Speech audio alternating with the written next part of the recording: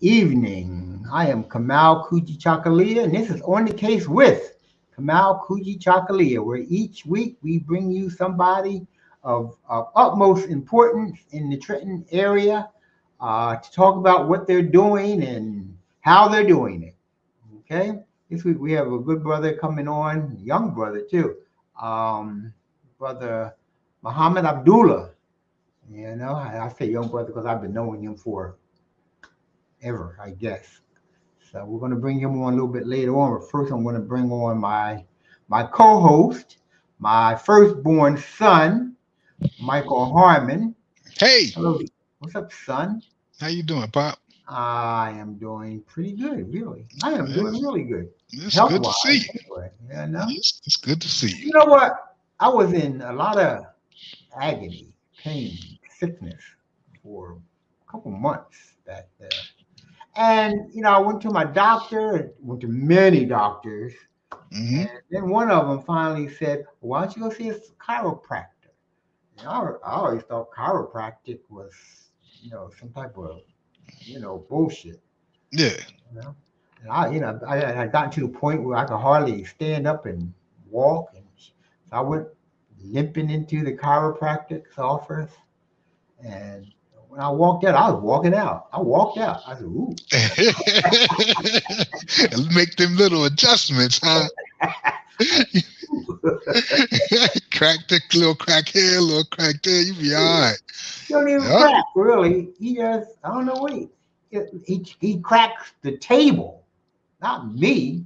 Okay. And what he does, I mean, I don't know. Sometimes he lifts the table up and he pushes on me, and that the table goes down. It's not really cracking me all that much. Okay. But I don't know what he's doing.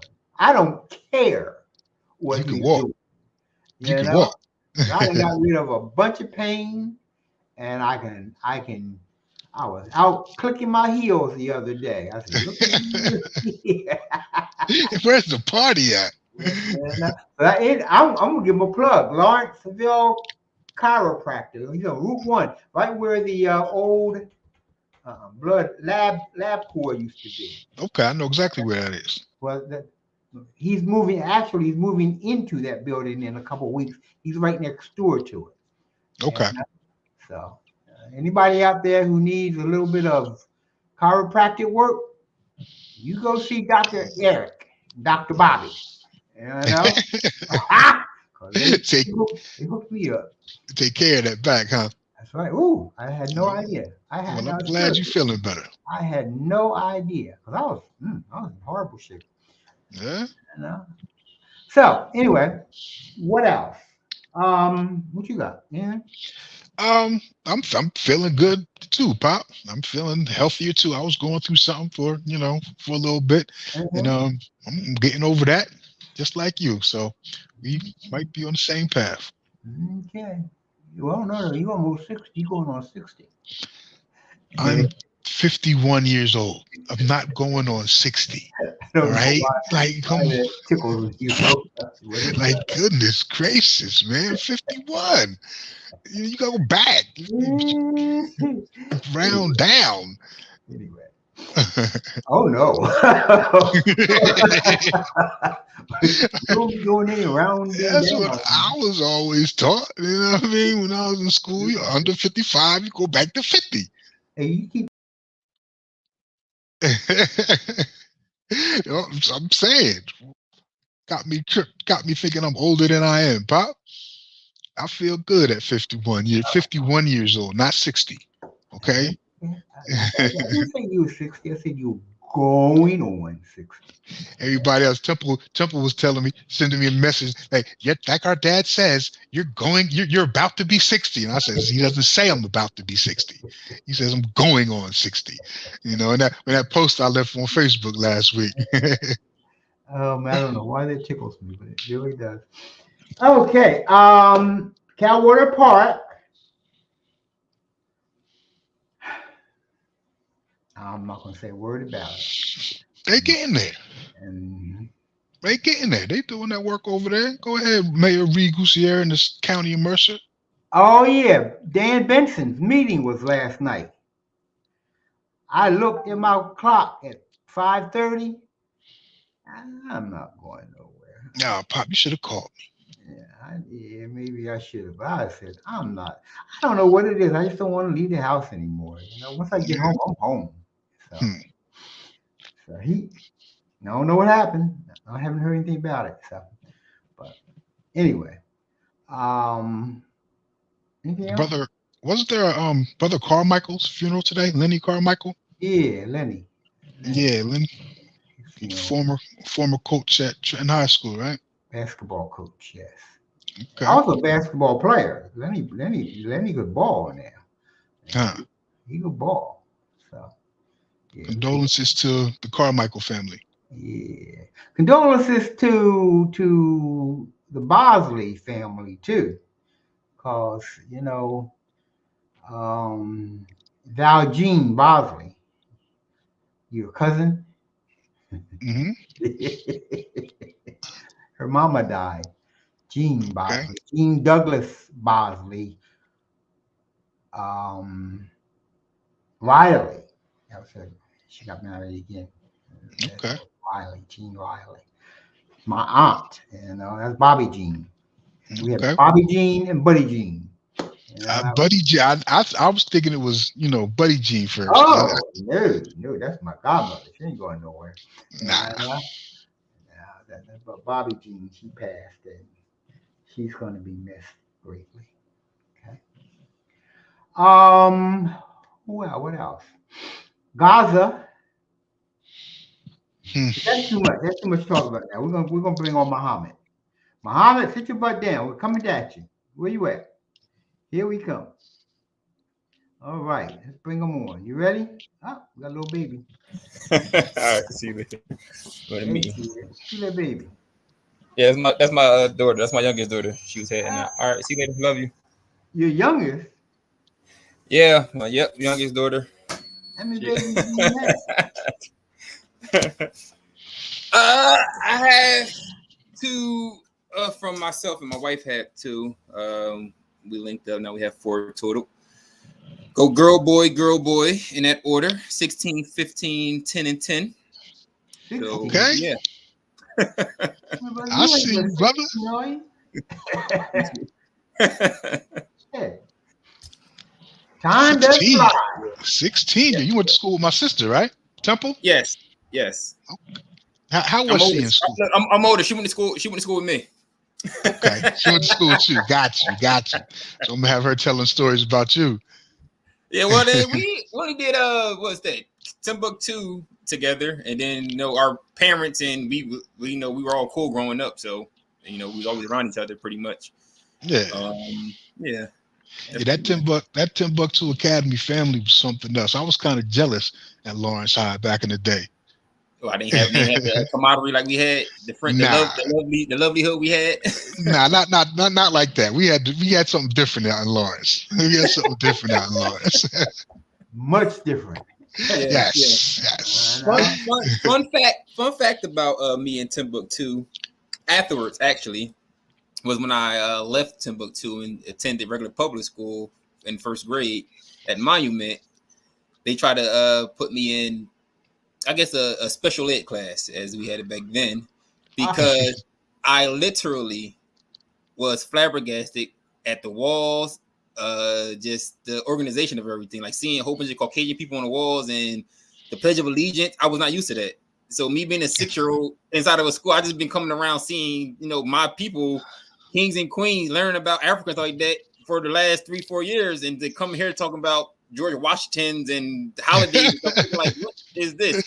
So I used to be quiet all the time, and I used to always finish my work fast, but I would be sitting there while other kids are still working on test stuff. They would think I didn't want to do my work, but a lot of stuff was just like, yeah, it doesn't make sense to me. I'm looking at the walls and stuff and just like, I don't want to be here. Like, I want to be back with my people. Right. Yeah, they try to sing with special ed and everything like that until I took, all the tests and passed with flying colors. So, that must be a very traumatic experience. Yes, in hindsight, it was, because again, I was considered like a troubled kid because I would finish my work faster than everybody else, and then you know, at Timbuktu, we would be able to, you know, converse with other people or, you know, have a little bit of fun and stuff like that. Whereas though in school, when Trenton public schools, it was just like, you know, just sit there and when you finish work, be quiet or put your head down or something like that. Yeah. You know, so me, I would always tend to do something extra. I didn't thrive in that setting well either, brother. I didn't thrive in that setting either. So I understand, but it was different for me. It was different for me. But yep, I ended up having my own. I had my own personal desk from second grade, the middle of second grade, probably like second marking period of second grade, all the way until fifth grade, where I had my first male teacher, Mr. Cordonia, in fifth grade.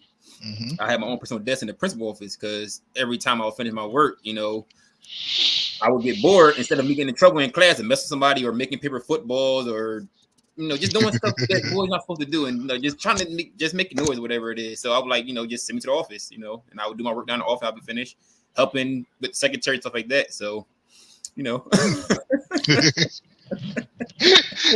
I was considered a troubled kid because, you know, my hyperactiveness and stuff like that. So now they call it ADHD and stuff like that. But, you know, yeah, I understand, brother. I understand. Yeah. And when the real thing was that you were just used to being intelligent, you know? Yes.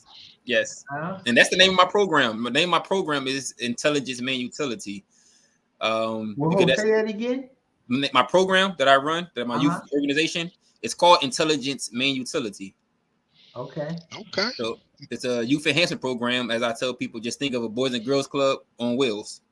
So we move and learn on wheels, try to learn as much as we can. And mainly teenagers or the youth, really, not even teenagers, youth, they get to choose what they want to do. And, you know, growing up as in Trenton, you know, we always heard all the bad stuff about our kind. And, you know, we can't do this, we can't do that, you know, but it's just having knowledge of what you can do. For another prime example of wearing a shirt and tie, you know, here growing up in our neighborhood, we wearing shirt and tie only meant you either going to a funeral, church, or court.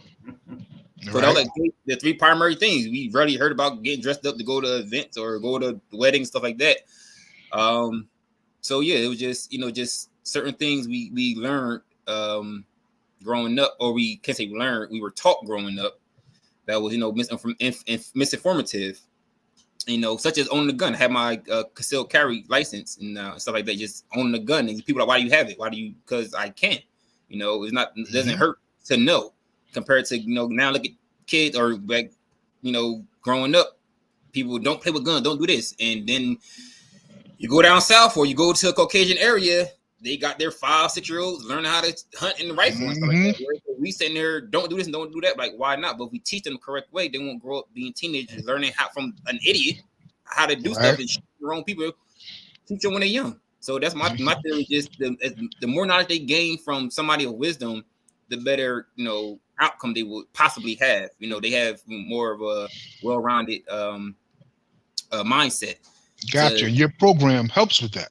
Your program teaches. Yes, it teaches, and actually, it's really, I can't say really teach it. It enhances what they already know, what they already have. Honestly, that's why it's a youth enhancement program. Because I'm not trying to change nobody. I'm not trying to make you believe anything that you don't already know. My thing is, I want you to have the best in yourself, and just be the best of you. Because you know, some like every kid, like me, I wasn't meant to sit in the classroom. To this day, I cannot finish a time test. If you give me a time test, so you have to finish this in amount of time, I won't do it. I know I can't. I will try hard, especially if it's reading comprehension. Because reading comprehension, I read too much into what I'm reading. It could be a simple, what did little Johnny do before he went to the store? And I just would think about little Johnny, his parents, and if somebody's around or what, like, it just, my mind just goes, you know, wander places it shouldn't. You know, that's just me. I overthink everything. So, brother, again, I understand you. You know what I mean? I understand you. Yeah. Concentrating is very difficult sometimes. So yes. Understand. So now this program that you have, how you say it's mobile? Yes, because I don't have a set location yet. My I used to want to get Imani Church and Imani Church. Okay. So I used to look into that often, like growing up, and when I first thought about it probably like in 2013. I had this idea, but then once I have a degree in criminal justice in concentration of human services, whereas though my counselor made me change my profession because it was child psychology with early childhood education, which pretty much child psychology, because the mind of the youth is what we need for the future. So I don't care how well we think we're doing at this age and where we're going to. Once we go, who's next in line? So right. We only as strong as our weakest link. So the people behind us are weak. Our future is doomed. So now, how do kids come and get into your program? So now it's word of mouth pretty much for the time being. It's word of mouth. I didn't, because again, I'm funding myself. I'm doing everything myself. It's just my idea. I still work a regular 8-hour job and overtimes. And actually I have, I guess we say job and a half pretty much. I have a seasonal job that's full time, which I install awning. So, I'm outside during the day, stuff like that. And I tend to limit my time to what I can do. Right now, wintertime is off season, so I have more time in the off season to work more into it. But for the time being, take kids driving, we go parks, museums, things like that nature, arcades, all that. Just whatever kids want to do, we will do. I just purchased a van. Use some of my savings to purchase a van, a 15-passenger van, and I get free rides to Trenton public schools in the morning. So I love that what Trenton did with the school system is they switched it up. They have high school kids getting dropped off at 7:30, and then elementary is 8 o'clock. So that's just the perfect enough time. Before I even go to work, I have to be to work by 8:30, 9 o'clock. Between 8:30 and 9 o'clock myself, which I cycle to work if the weather is permitted. I ride my own bike. So that was my source of transportation, my bike. So I park my van after I give kids a ride that need it. That's warranted. If parents call and say they're challenging the ride, I drop them off. Safe rides. I have a karaoke, a microphone and speaker in there. Kids that talk, they want to sing. Give community.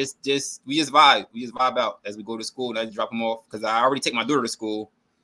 And as I'm riding, down the street, it's just like this kid. It's just like a whole bunch of kids. And now I have a van. It's just like I can fit as many kids as possible in her to get them, there at least. And that's the biggest thing.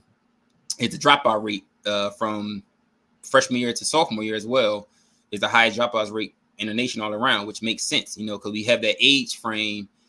Eric Erickson's theory, the role in conscious and all that stuff. So we have people that make sense. The psychology behind it makes sense of why they would drop out, why they want to drop out.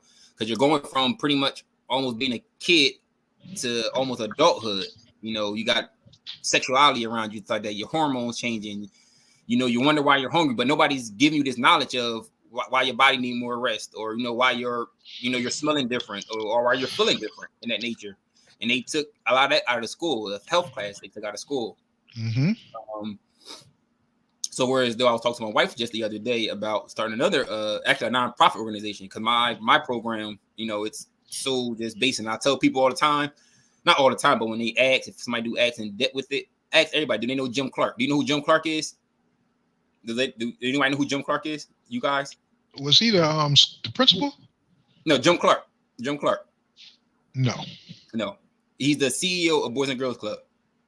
So a billionaire that we send our kids to of our kind daily to a guy, who pretty much, and I work for the Boys and Girls Club. I'm not saying it's a bad program organization. It's one of the ones like, we're paying some guy to a program for your kids just to go have fun. And he's a billionaire, and whoever seen him, whoever talked to him, whoever shook his hand, where I'm just in Trenton area. I just want to give back to our kids. And clearly I'm, giving my time and energy.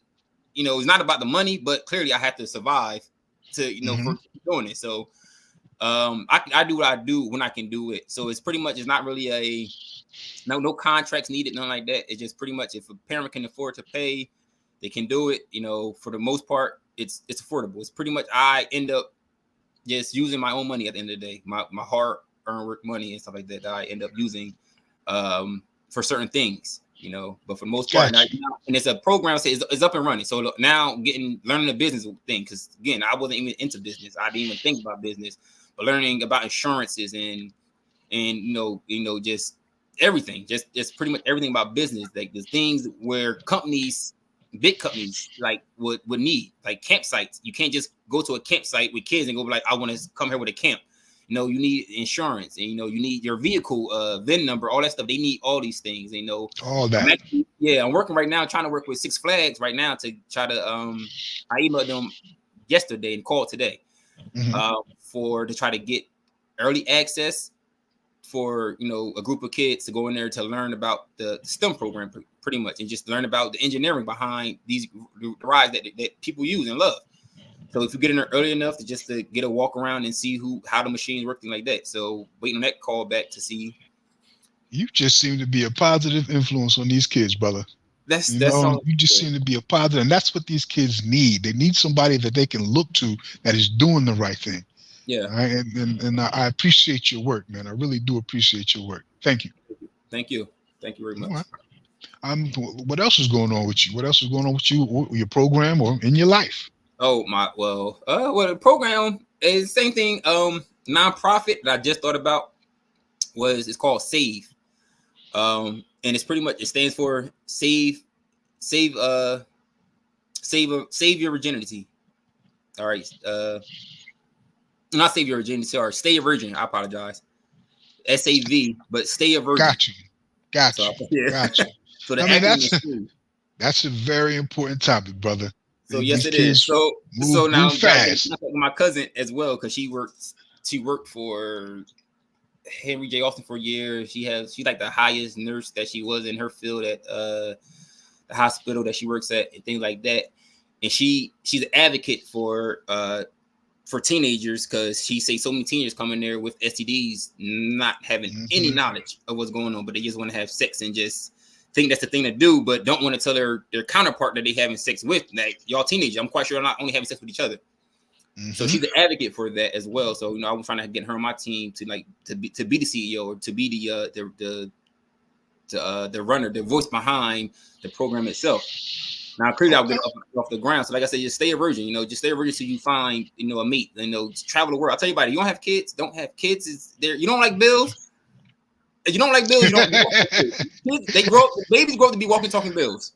So you don't like bills. You don't like because you've heard your parents talk about the bills they got to pay your whole life, so you know you don't like bills, right?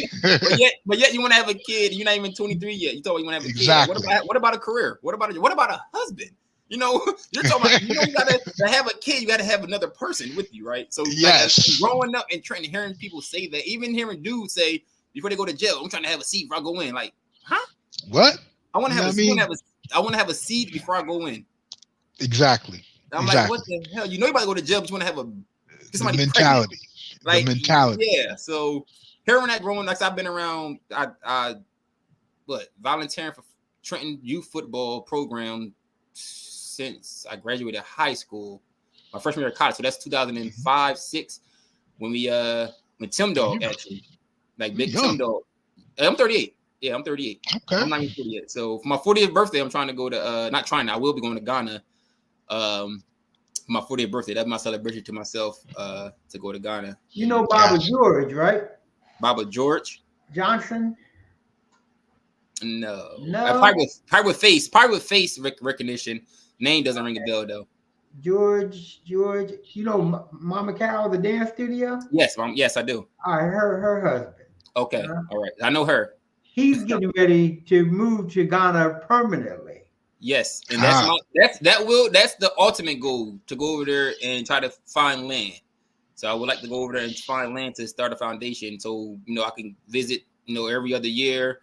And by the time I'm 50, actually have somewhere to stay. By the time I'm 60 and retiring, you know, ready to live there. So got you. You got a plan, brother. Yeah, hey man, that's life. So you ain't living.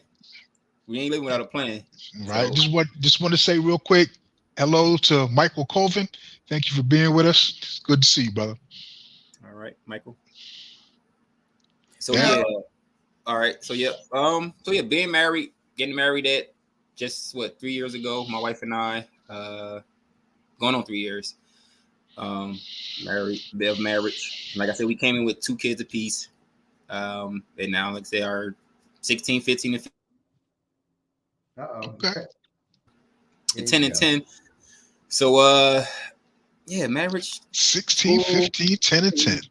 Yeah. And like you going up in there to them important years, brother. Yeah, having sit down to talk to my the oldest one, and because she had a little friend and stuff like that. So she think I'm too. I can't say she think I'm too strict, but once I came around, I told her these things. I guess she thought I was bluffing, and I was like, when you get that little boyfriend of yours, you're gonna have to write me a 2-page essay of why he want to date you. So and she thought I was playing. Sure enough, he like, "Can my friend come over? Who's your friend?" So she told me, "Okay, well then once he write me 6 paragraphs of why he want to date you, sure." Did you get it? No, and guess what? I haven't seen him. Got it. I haven't seen him over here yet. So the one time he did come over for it, then everybody came over. All her friends came over for a Sweet 16. Yeah. For Sweet 16, she had all her friends come over. We went out to eat and things like that, and they went to the movies one time as a group. They went collectively as a group. So can we go to the movies? Can we go to the movies? Yes, we can go to the movies. Yes, we can. Yes, we can. Got a 15 passenger van outside. So yes. So yeah, man, I just love Trenton. As you see, I always rep anywhere I go. I rep Trenton. I travel as much as I can when I can. Okay. Yeah. So yeah. Do you do your when you travel? Do you do your organization when you travel? No. Cause I got up and running in 2022, so it's still fairly new, and I was still in the works of getting everything together. Because again, doing everything yourself, full-time job, full-time family man.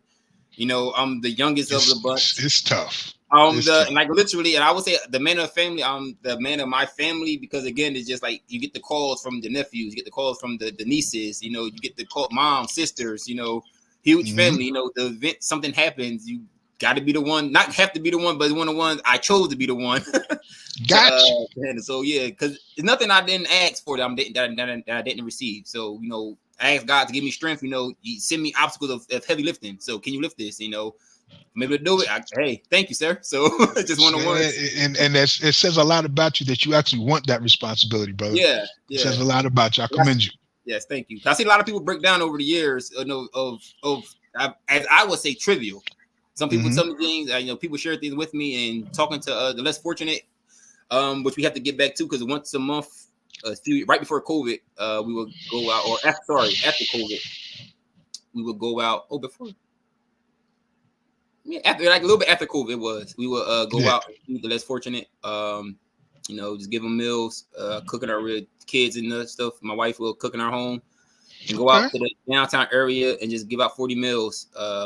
Peanut butter and jelly sandwiches. Sometimes make chicken Alfredo. And being the funniest thing about this one was that the fan favorite to this was hot dogs and beans. That was the favorite. That was everybody.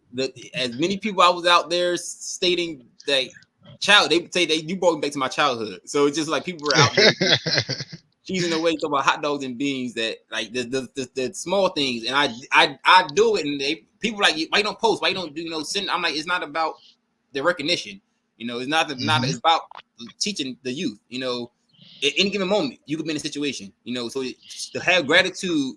To cherish family, to cherish yourself, actually, to be able to learn and thinking, kids nowadays, they get everything in anything without earning it. Like exactly. So they get any and everything without knowing what it even means. So, they just want phones. Why you have a phone for? They iPhone. I want an iPhone 15. It's $800 for an iPhone. Like, what business do you want? Like what business do you have to have an iPhone? Like I tried to buy my son an Android and his mom was not having it.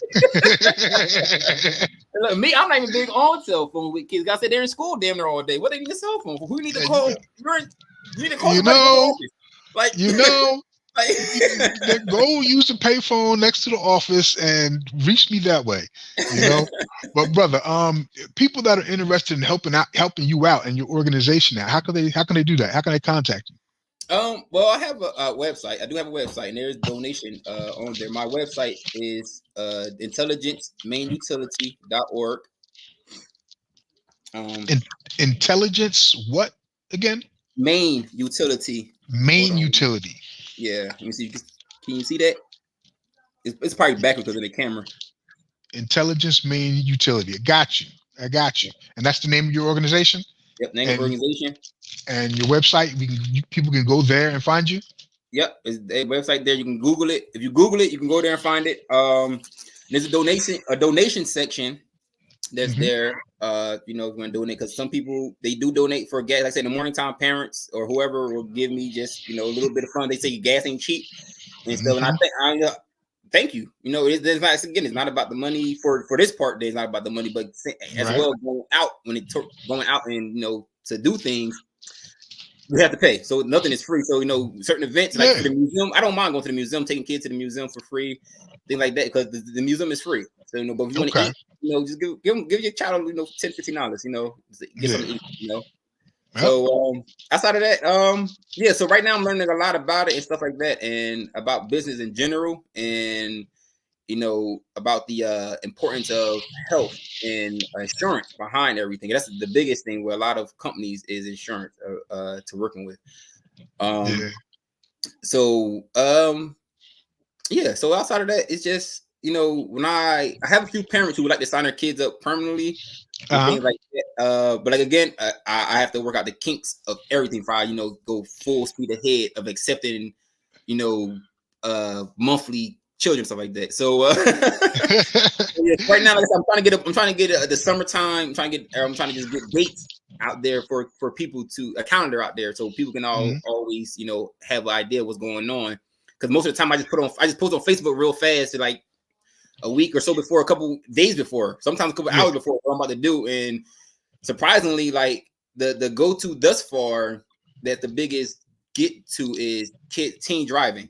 A lot of parents that are afraid of having their kids drive, so they are afraid of being behind with their kids or paying money to go to driving school.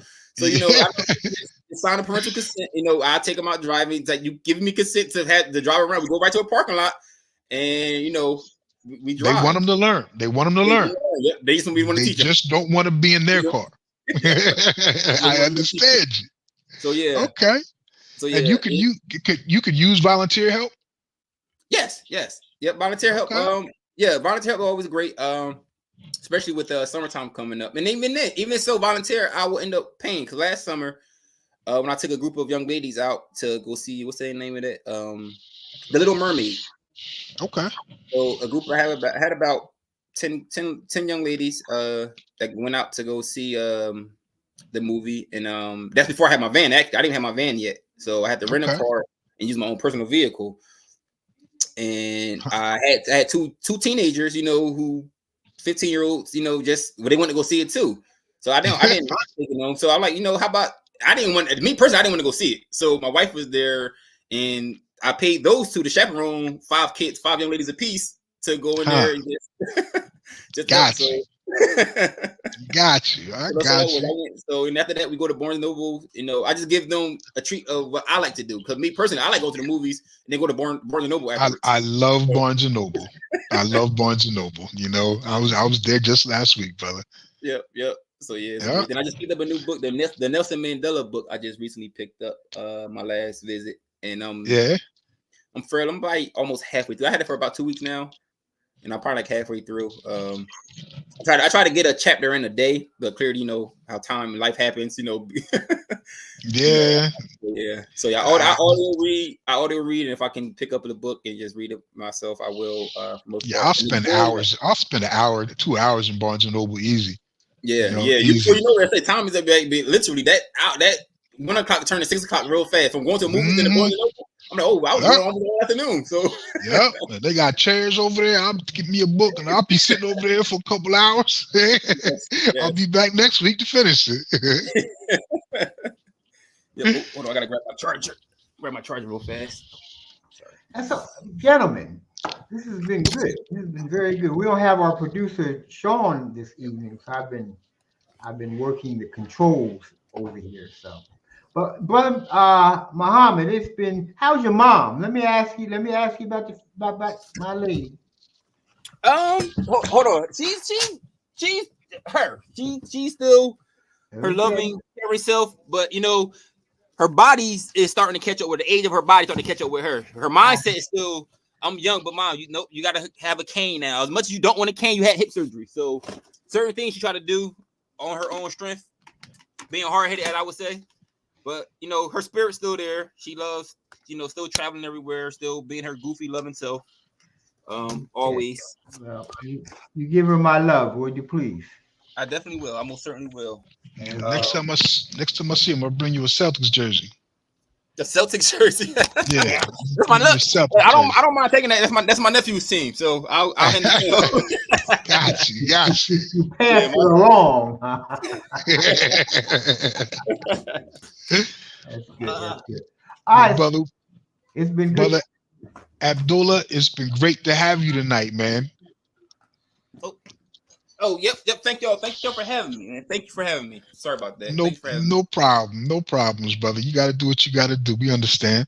But we had a great interview tonight. We had a great show. We appreciate you and we thank you. You're welcome. You're welcome very much. All right. Thank you for having me. You keep doing what you're doing, brother. If we can help you in any way, give us a call.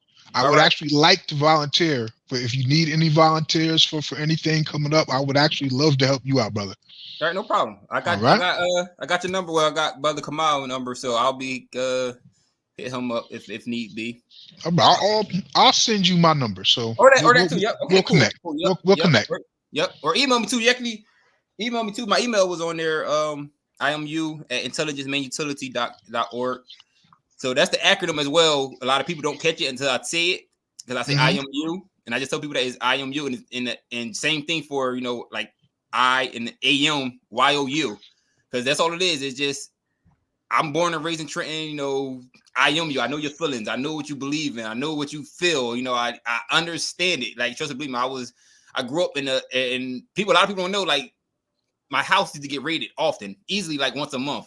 So it's just like people don't understand like the stuff that the youth grow through in their life. So a lot of people would never do that. Like, nobody would ever do that. Like, that happened often. Like it did. I got tested next morning, but yet my door getting kicked in at 12 midnight, stuff like that. So just certain times and certain things that's happening that like a lot of people don't know, whereas though we don't even know what's happening to that kid that comes in. Even I did teach, I taught as well for 4 years at Village Charter School.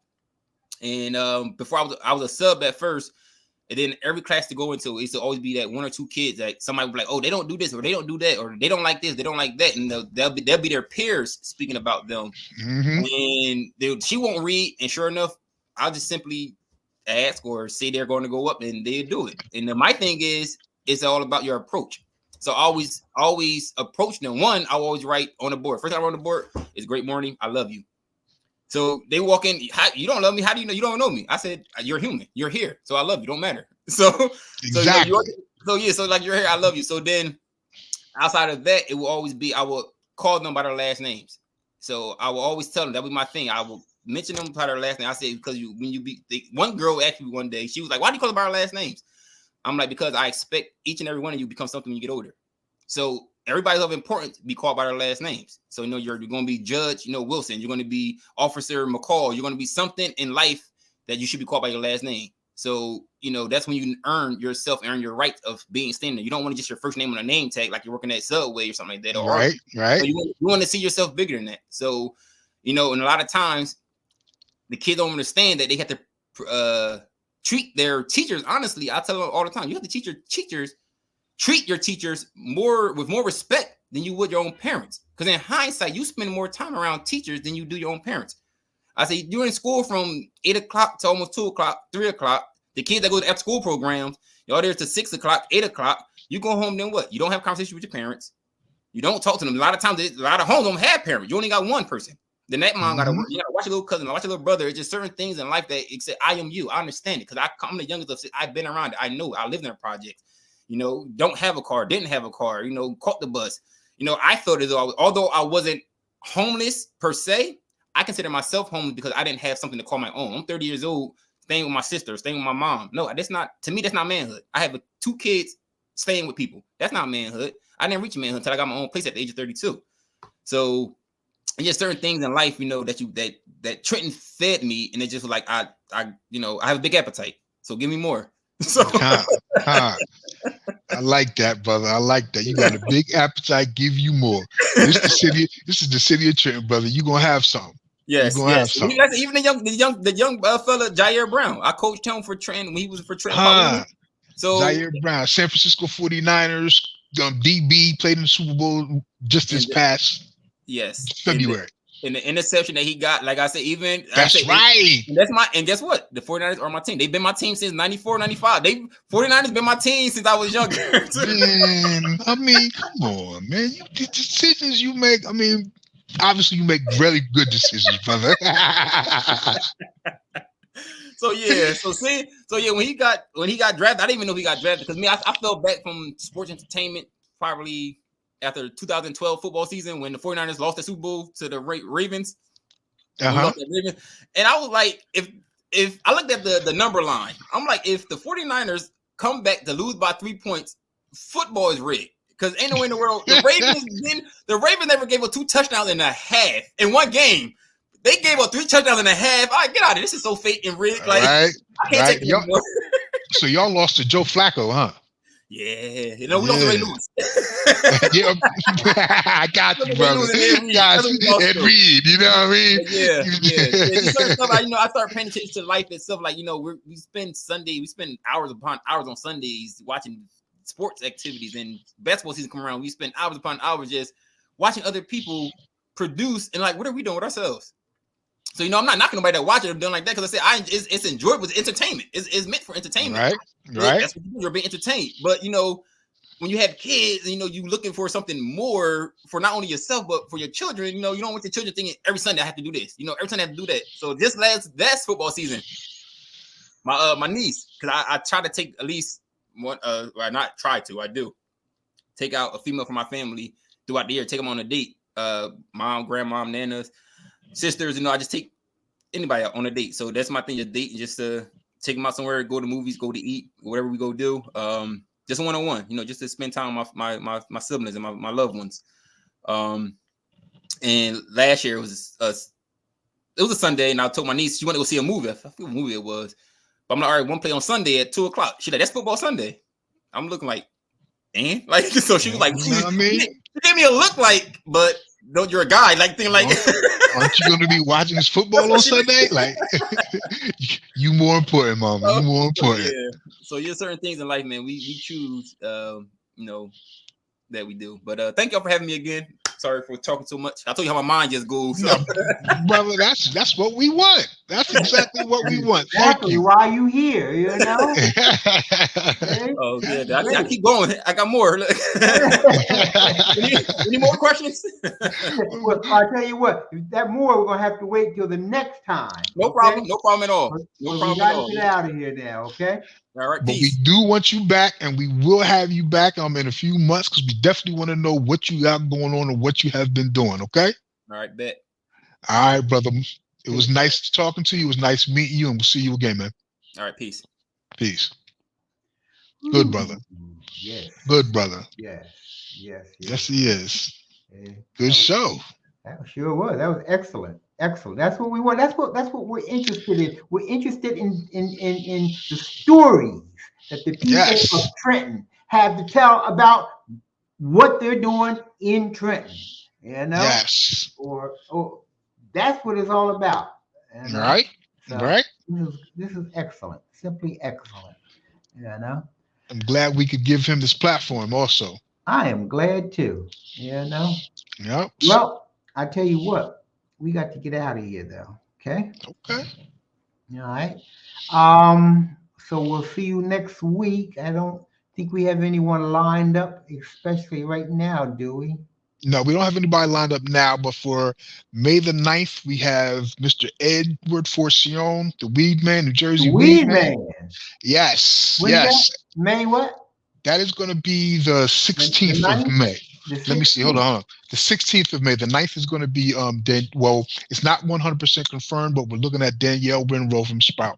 Hopefully everything's going okay with her and her family. But we're looking forward to having her on as a guest. Okay. So, hey, hang with us. We appreciate you being with us. And we'll see you next week. We are on the case with Kamau Kujichagulia, my dad, every Thursday, 8 o'clock. Good night, Trenton. Peace. Good night, Trenton. And thank you for being with us again. And we will see you again next week when hopefully we'll have somebody of high interest on the show. Okay? Good night, son. Good night, Pop. Love you. Love you too.